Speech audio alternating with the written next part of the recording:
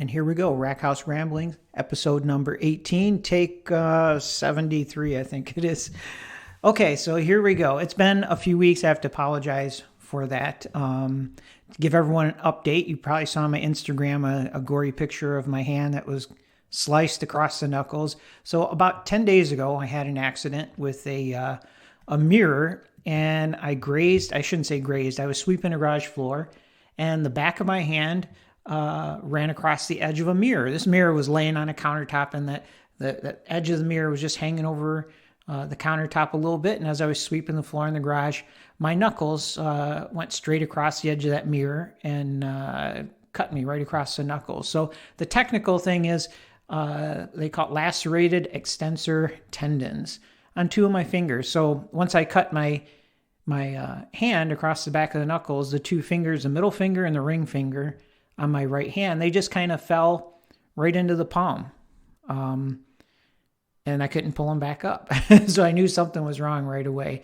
The injury didn't hurt or anything like that. There's a lot of blood, and I couldn't pull those fingers back into place. So went to the emergency room. They sewed me up and gave me a referral the next morning to go see a hand surgeon. And so I think that was on a Thursday. And Friday I saw the surgeon. Tuesday I went under the knife last Tuesday.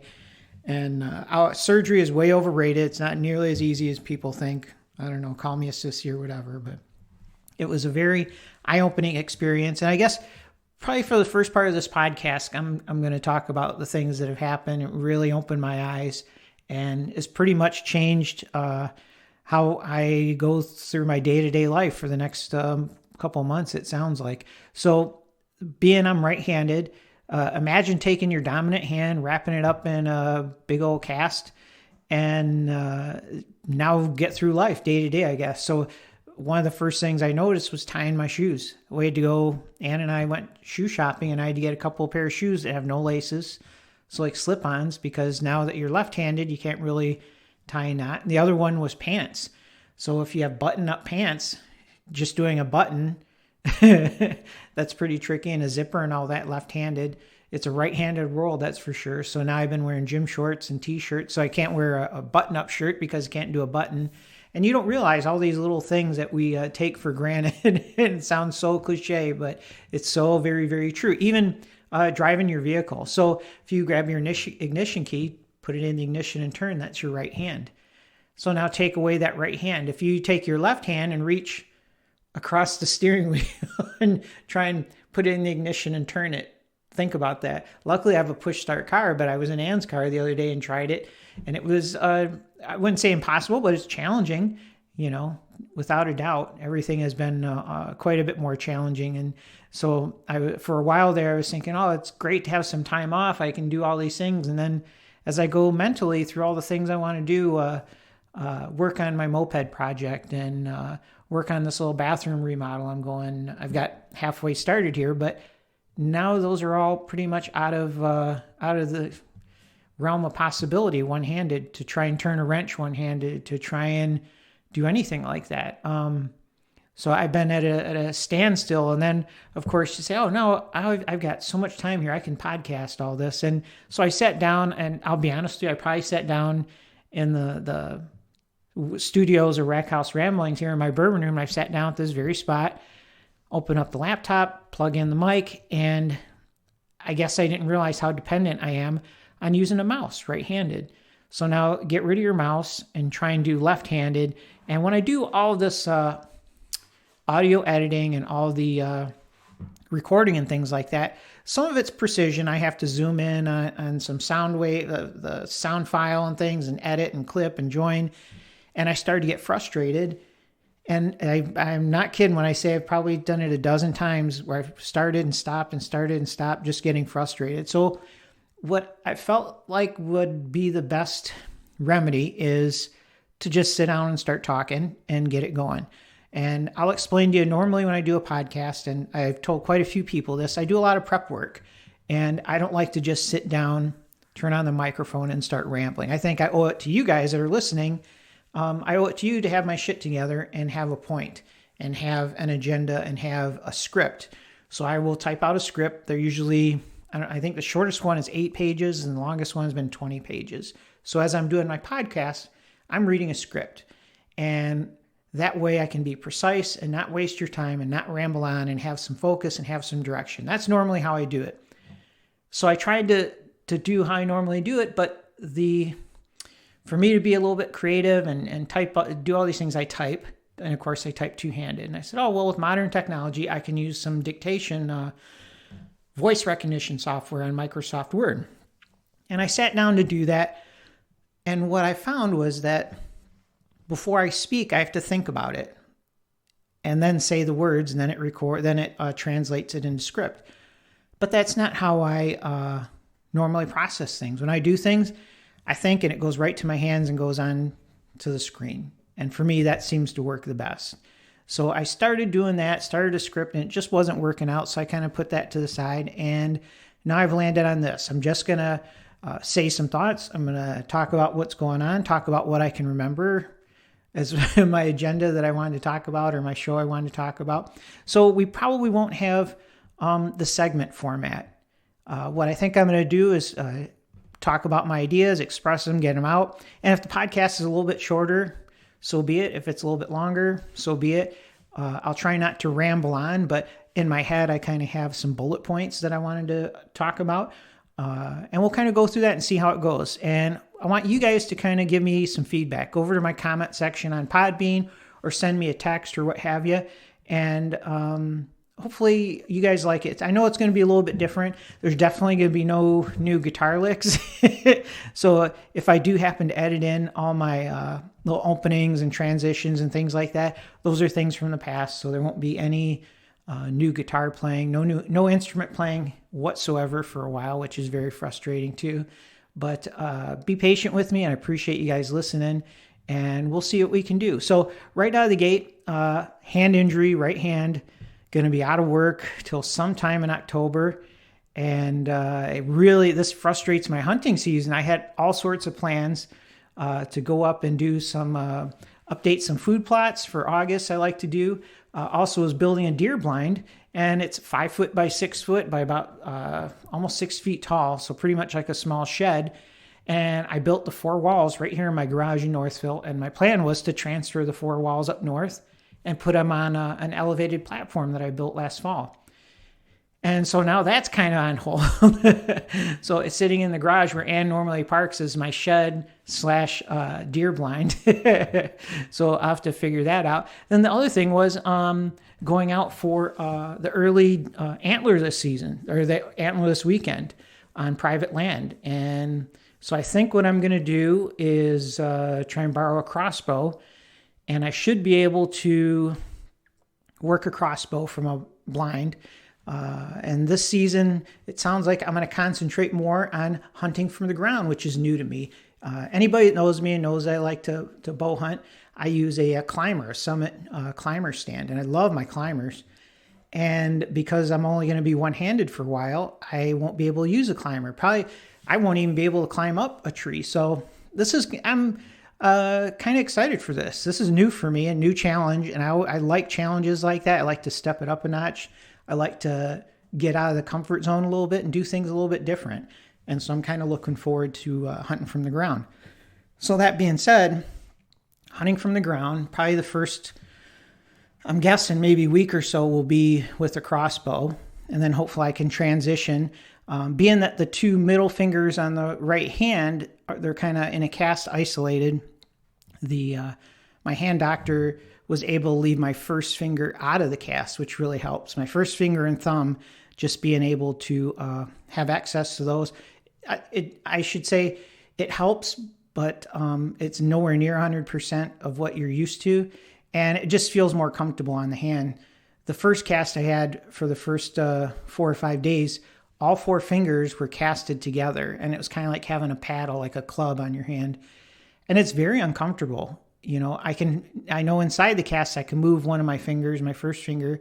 The other 2, if you move them, it feels like you're getting electrocuted. So I try not to move those. And it's like I guess to describe it, it's like an electric shock that goes from your knuckle up through your forearm, past your elbow into your shoulder. And it is like a direct, it almost feels like a line that just zaps you straight up. So I try not to move those fingers. And even now after the surgery, it's definitely, you notice it. If I accidentally move those fingers inside the cast is super tight because he doesn't want these fingers to move. Evidently, the first 7 to 12 days is the most important in the healing process because they take these two tendons and think about two pieces of rope. If you took a piece of rope and cut it, and a piece of rope will fray as you cut it, and that's what a tendon can do. I believe mine were sliced so clean that there was none of the fraying, but the idea is they do a figure 8 stitch, and it brings the two tendons close together where they touch. The whole idea is the stitch isn't what holds the tendon, it's the tendons will grow back together. So those first 7 to 12 days of growth and healing are the most important from what I'm reading. So of course I had to research it, go on YouTube, go on Wikipedia, all that sort of thing, broke out my anatomy book to see exactly what it is. And if you go to one of those anatomy books and it looks at the hand without the skin on it, and what you'll see is the extensor tendon is like a white ribbon that goes on top of your knuckle. So if you hold your hand and put your palm away from you and you see your knuckles, you spread your fingers, there is right across the top of each knuckle is like a white ribbon under the skin. And that's called the extensor tendon. What that one does is pulls your fingers back open. When you close your hand, the tendons that close it are on the inside in your palm. And the tendons that open your hand and open your fingers are called the extensor tendons, and those are on the outside, on the back side of your hand, on the going across the top of that knuckle. So that's what I severed were some of those. It's relatively simple surgery. The surgery didn't even take, I don't even think 30 minutes, 45 minutes to put it back together. But I was in the outpatient surgery for like 4 hours. It was the longest 4 hours forever. Now, speaking of that, I'm going to kind of change subjects here. So being a first responder, being a paramedic, being at the fire department, every time a patient will go to the hospital, now there's no visitors allowed. So they go in alone.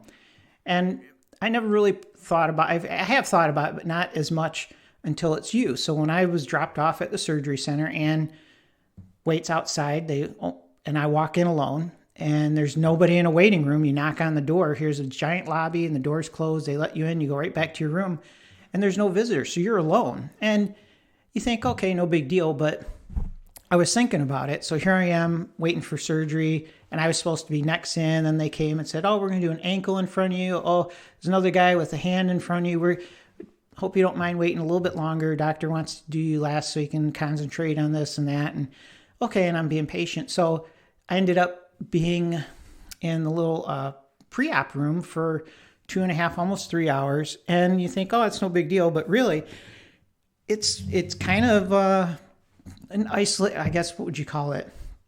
Humbling experience, because you're alone and, you think, oh, my phone. And I didn't think anything of it. I put my phone with my belongings, and they put them in a bag and throw them across the room and start an IV. Now you're kind of sitting in this bed. And I thought, I'm pretty lucky. I'm only going to be here a few hours. But if you took a loved one to the emergency room, to the hospital for anything with any length of time, even if it wasn't corona, say, for example, you had the stomach ache, or if you had a blood pressure problem or sugar problem, any of those where you're going to be there overnight or a day or two, it would be a very, very lonely experience. And I got a taste of it, and it was very eye-opening. And I have to empathize or sympathize. I'm not sure which one to use, but if somebody goes to the hospital for that, if you were having chest pain, if you're having anything, to drop somebody off and not know what's going to happen. And now, from the perspective of the person in the emergency room, in the hospital, in the bed alone, that's pretty daunting. And then if you're out in the parking lot, Ann was worried, and finally after 3 hours called them, and they had to explain, hey, we're just wrapping up. Why don't you come on in? And that was that. But it was a very eye-opening experience. I thought I wanted to share that with you guys. It's if you think about it, most of us don't think about it. We're all invincible. None of us ever gets hurt, right? None of us ever goes to the hospital, never wants to go to the hospital. But if you do, or if you've taken someone there, think about that. It is very lonely. And I can only imagine, you're a senior citizen, our parents, our grandparents, and most of us are tech savvy enough to have a smartphone and be able to text and chat. But there are many people out there that don't. Think of your grandma, your grandpa, your aunts, uncles, that they don't text, they don't Zoom, they don't FaceTime, they don't do any of that. and it would be extremely, extremely lonely. I just wanted to share that with you guys to talk about that. So let's change subjects. Sitting home, I've been watching a lot of TV, of course. I'm trying not to do anything strenuous and take it easy, and it's like torture. But anyway, so new TV show I'm watching. First episode came out on Discovery Channel. It's called Growing Belushi. And Belushi sounds familiar because John Belushi from the Blues Brothers, but this is Jim Belushi, his brother. And it is a funny, funny show. It is a reality-based, revolves around Jim Belushi and a cannabis farm that he started in Oregon. And I found it really humorous and really funny and really relatable. And he's pretty entertaining. And he, of course, he is, I guess you'd call it the star of the show. He's the name, of course, right? But all the different characters in there are mostly family members. And one interesting thing that caught my eye, I'm a huge John Belushi fan. If you didn't know, Blues Brothers are one of my favorite things in the world. And John Belushi was such a creative guy and could do anything. I don't know if you guys knew, but he was athletic. He was going to play college football.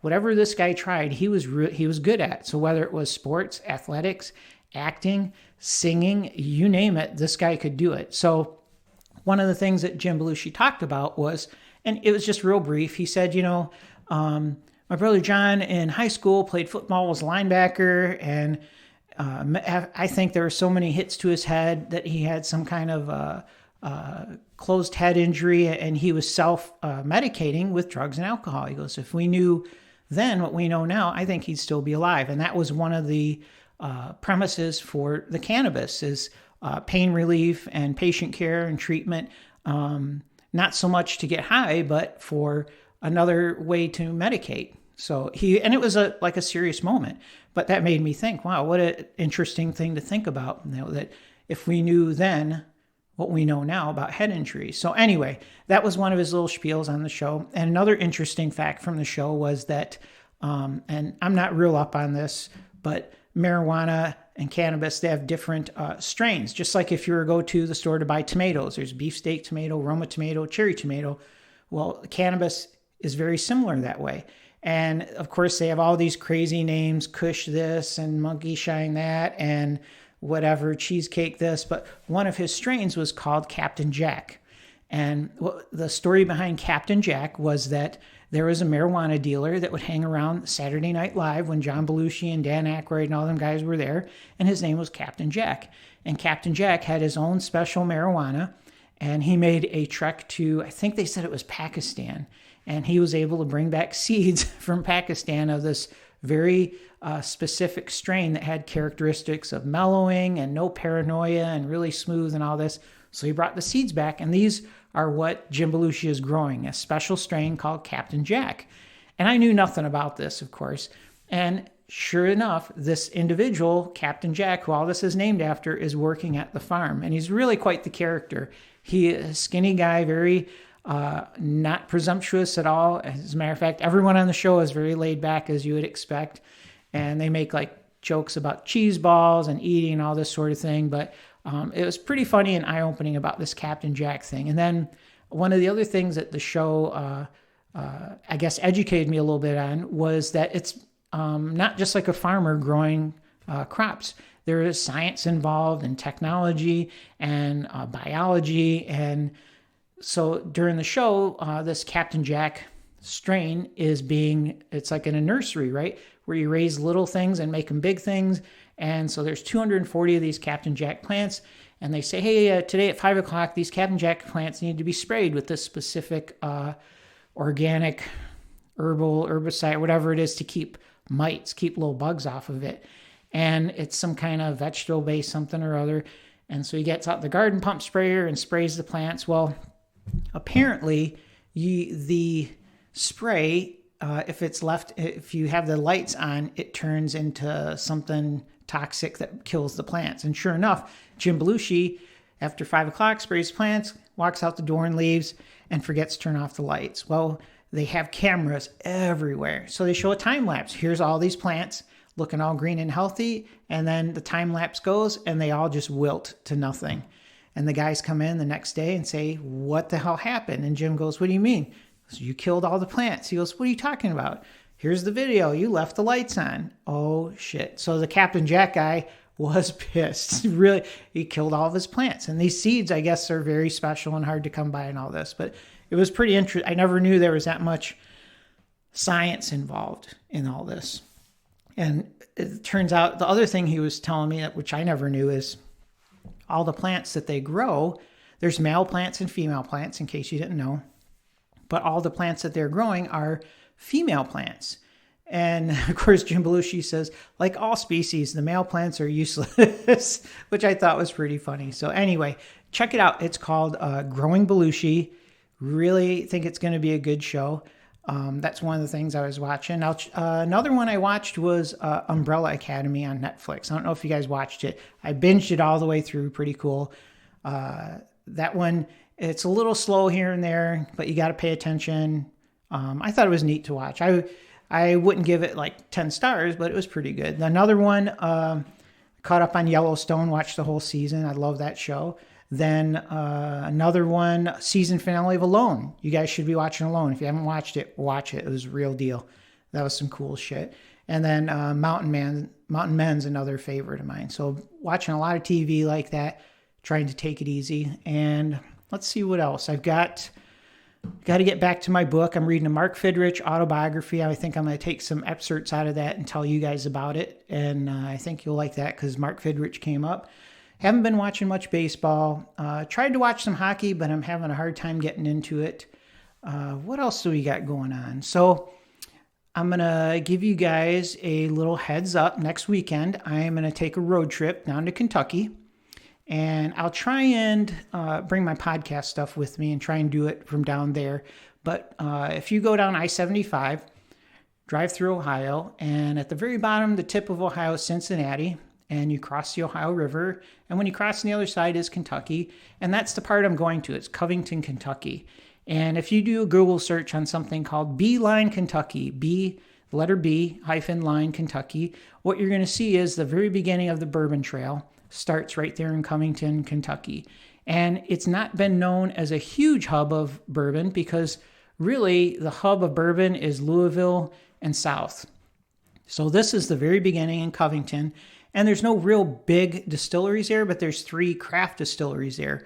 One of them is New Riff and one of them is Boone County. Can't remember the third one. But anyway, I'll update you guys as we go. I'll try and do another podcast here in a few days, and maybe I'll focus more on that Beeline trip. But the idea is that you can stay right there in Covington, hit the 3 distilleries. You can hit, there's 3 or 4 restaurants and bars, and it's all bourbon themed, bourbon related. And really, it's not a very far ride at all. So we're going to go for 2 nights, Ann and I, and do some bourbon stuff. And a couple goals that I'm going to try and do is do some distillery tours, do some tasting.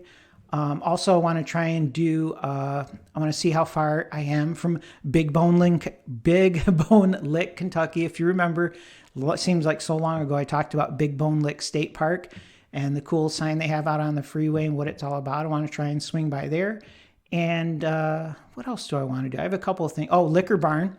So in Kentucky is I think they're famous, but it is a store that sells liquor, spirits, wine, alcohol, and things like that. But it's the size of a grocery store, and that's all they sell. And they have all sorts of specialty items. And it's one of my favorite places because the selection is so, so good. You can walk down, imagine a whole aisle at Kroger, both sides, left and right, of bourbon. The whole thing, front to back, top to bottom. And that's one of my favorite places to go. So that's also coming on the agenda. And let's see what else. I go in to the hand doctor tomorrow, and they're going to cut this cast off, pull some stitches, put another cast on. So I'll give you guys an update on that. And I think, let me try and think here. That might be about it. For right now, that's all I can think of. You know what's going to happen. As soon as I stop, I'm going to upload this, and I'll probably think of something else. So once again, thanks for listening. I apologize. This episode, I'm not going to play any of the guitar stuff in. I'm not going to play the opening or the closing or anything like that. This is all going to be verbal. I'll try and do the next one with a nice clean open and then a little closing at the end, and we'll see what we got. But I wanted to really get this one out of the way. It feels good to just talk. Hopefully I can organize my ideas a little bit better. I'll try not to waste your guys' time, give you some cool stuff to listen to while you're walking, working out, doing housework or whatever. So Rack House Ramblings, episode number 18. Thanks for listening, and I'll try and put one up here the next couple of days. All right, guys, be safe.